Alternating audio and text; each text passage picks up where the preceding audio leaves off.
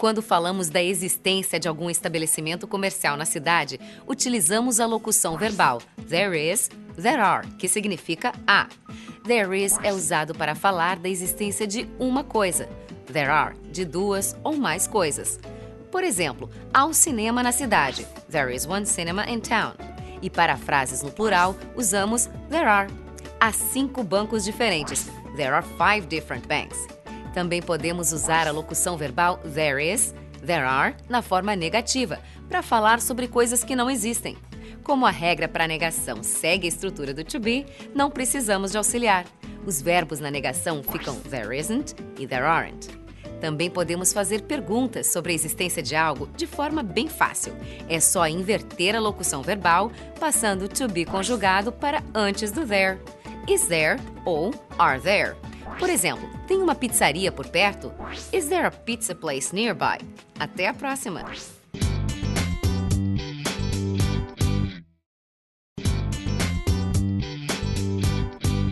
Não tem nada mais estranho do que estar em uma cidade que não conhecemos. Queremos ir à farmácia e não sabemos onde ela fica. Queremos ir ao único restaurante que abre no domingo, mas não sabemos como chegar lá. Então vamos estudar como pedir direções em inglês. A pergunta básica para esse caso é How can I get to? Mais o nome do lugar e no final da frase, please. É bom sempre lembrar que em inglês, qualquer pedido de informação vem acompanhado do por favor. O verbo get nessa pergunta significa chegar. Para entender a resposta sobre a localização de um lugar, alguns termos úteis que precisamos conhecer são in front of, na frente de, ou next to, ao lado de. Vamos ver um exemplo de localização. O banco fica entre o mercado e a igreja. Entre duas coisas em inglês, se fala between. Então essa frase fica The bank is between the market and the church. Outras palavras úteis de saber são direita e esquerda, right and left. Agora você não se perde mais. See you next time!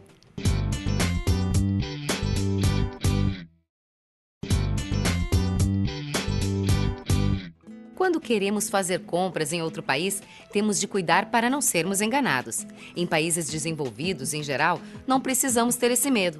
Mas em países mais desorganizados, é sempre bom ficar de olhos abertos. Por isso, vamos aprender a fazer perguntas sobre o que queremos comprar. How much é uma forma de perguntar quanto. Usamos how much para saber o preço. Quando queremos perguntar quantos ou quantas para saber a quantidade, o certo é how many. Vamos ver em uma frase. Você pega um pacote pequeno de biscoitos, um tamanho diferente que não tem no Brasil, e então quer perguntar quantos vêm dentro do pacote. How many are there in the pack? O how much pode ser usado sozinho para perguntar o preço dos produtos, mas ele também pode servir para perguntar a quantidade de algo que não se conta, como arroz ou açúcar. Então, para perguntar a quantidade de arroz num saco, por exemplo, podemos dizer How much rice is there? Quanto de arroz tem? Faça boas compras, sempre com atenção. Bye bye!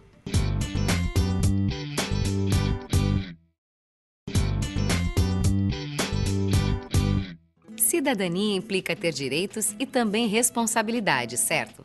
Viver em sociedade exige de cada um de nós uma profunda consciência dos nossos direitos, mas também dos nossos deveres. Há uma série de atitudes que precisamos tomar e outras que precisamos evitar pelo bem da maioria. Por exemplo, jogar lixo no lugar correto, usar menos água, respeitar a faixa de pedestres e muito mais. As proibições no inglês são expressas na forma imperativa do verbo. Não jogue lixo no chão. Don't throw garbage on the floor. O imperativo dos verbos é fácil de fazer, é só não usar sujeito. Por exemplo, faça fila, stand in the line.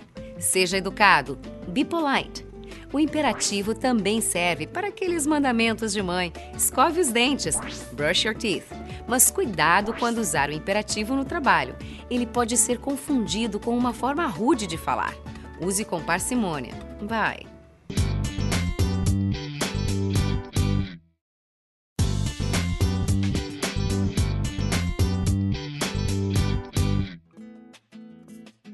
Hello, dear student! Como vão os estudos de inglês? Espero que bem! Quando estudamos um novo idioma, não basta somente aprender a tradução das palavras. A cultura e as diferentes formas de pensar também fazem parte da língua de uma região ou país. Com a globalização, a distância entre diferentes culturas diminuiu. Com a internet, estamos cada vez mais perto, apesar de estarmos longe. As diversidades são reconhecidas. Se por um lado a cultura de massa tende a tornar tudo parecido, por outro, o acesso a novas tecnologias permite que um número bem maior de grupos manifeste as próprias culturas. E o inglês é o idioma universal hoje em dia. Falando em English, podemos entrar em contato com Italian ou Japanese people. Podemos encontrar menus de restaurantes em inglês em Denmark ou em Portugal. Explore as possibilidades de entrar em contato com pessoas de diferentes culturas, sempre falando em inglês. Será ótimo para praticar o idioma. Good luck!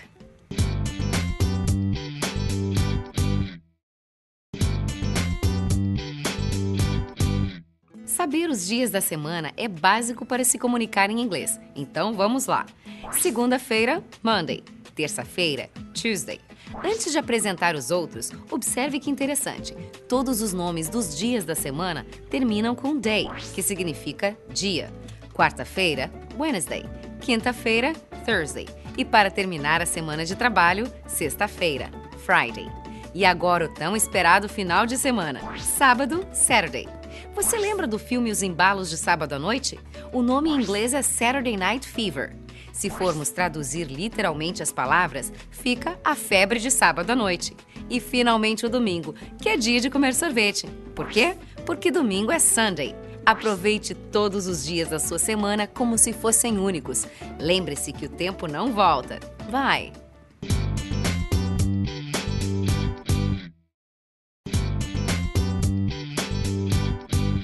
Para falar sobre o tempo em inglês, usamos o dia da semana ou o turno do dia acompanhado de uma preposição. As preposições mais comuns do inglês são on, in e at. Vamos aproveitar os exemplos para reforçar as palavras que indicam tempo. Com os dias da semana, usamos a preposição on. Na quinta-feira, on Thursday. No domingo, on Sunday. Quando falamos do dia da semana e turno, também usamos on. Na terça de manhã, on Tuesday morning. No sábado de tarde, on Saturday afternoon. Porém, se queremos falar somente do turno do dia, usamos in the, que indica dentro de um período. In é usado para indicar dentro. Então, se fazemos algo dentro do período da manhã, dizemos in the morning. De tarde, in the afternoon. De noite, in the evening. Para os períodos do dia, há algumas palavras diferentes que podemos usar quando queremos indicar um período mais preciso. Por exemplo, de madrugada, at dawn. De noite, na hora de dormir, at night. Para essas situações, usamos a preposição at. Bye bye!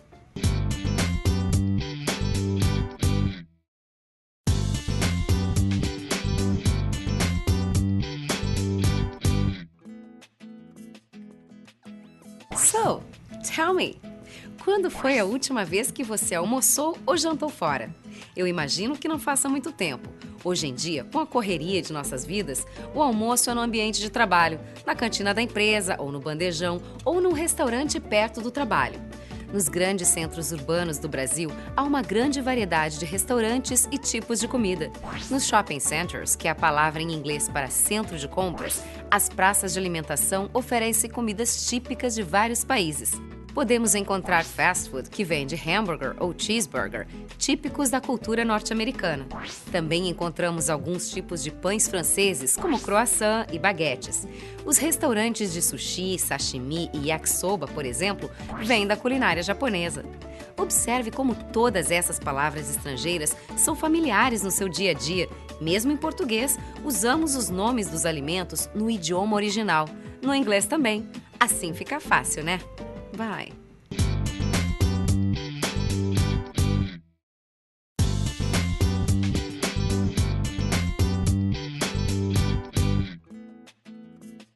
Hello, dear student! Você gosta de assistir a programas de culinária na televisão?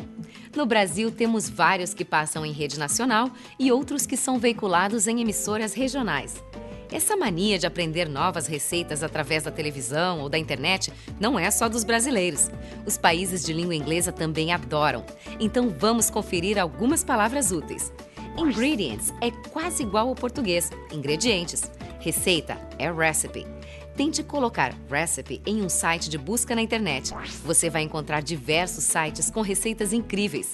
Mas para conseguir fazer, é importante aprender as medidas.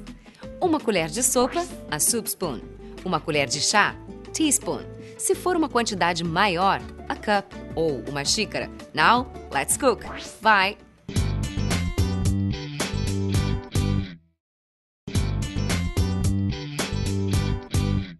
Uma das coisas mais gostosas na vida é saborear uma boa comida. Sejam os deliciosos pratos da vovó ou uma comida exótica de outro país, a alimentação é um dos maiores prazeres humanos.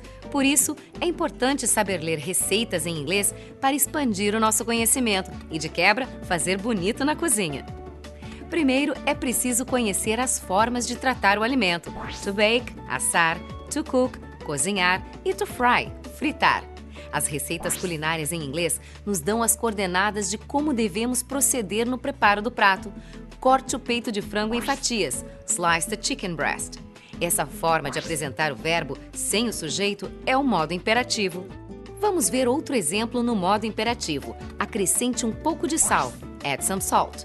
Se você está curioso e quer aprender mais receitas em inglês, entre no site do Jamie Oliver, atualmente o chefe mais conhecido da Inglaterra e talvez do mundo. Acesse o site na internet www.jamieoliver.com e arrisque-se nas receitas em inglês. Good luck! Bye!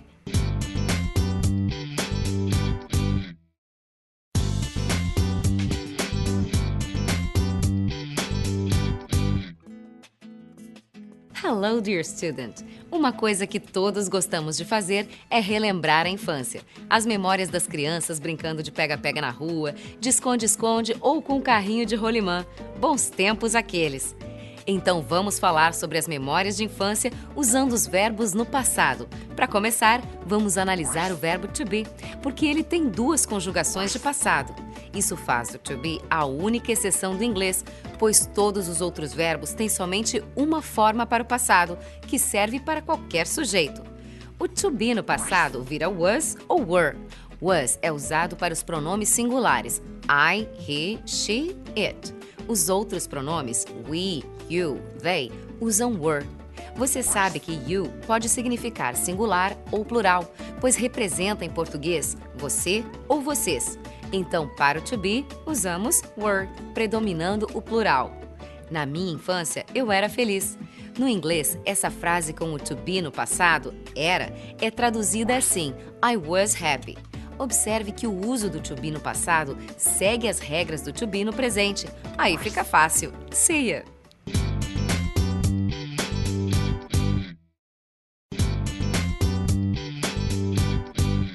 Você já estudou o verbo to be nas formas afirmativa e negativa no presente. Agora chegou a hora do passado. O uso do verbo to be no passado segue as regras do presente, mas é sempre importante relembrar.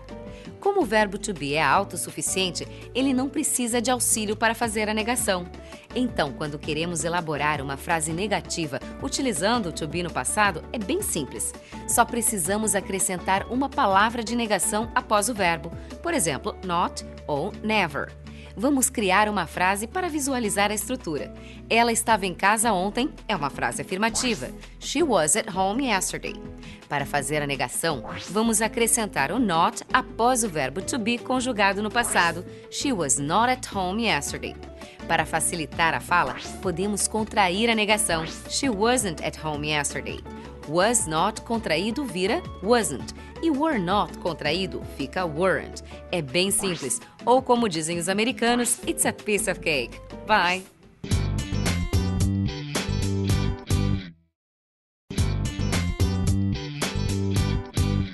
Na língua inglesa, usamos as palavras was e were para falar do to be no passado. Elas podem ser encontradas na forma afirmativa, negativa e interrogativa. Vamos nos deter na maneira de fazer perguntas no passado usando to be. Quando queremos nos referir a algo que a outra pessoa era ou foi, usamos o to be no passado. Was para singular, were para sujeitos no plural.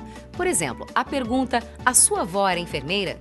vai usar essa estrutura. A tradução fica "Was your grandma a nurse?" É fácil, basta passar o verbo was para antes do sujeito. Se você observar essa mesma frase na forma afirmativa, o verbo was estará após o sujeito. Your grandma was a nurse. Vamos ver um exemplo com were. Isso significa que o sujeito vai ser você, vocês, nós, eles ou elas. Então a pergunta, onde você estava ontem, vai ser traduzida por Where were you yesterday? Observe novamente que o verbo passa para antes do sujeito. Ele não passa para antes da frase. Agora é a sua vez de fazer perguntas no passado. Good luck!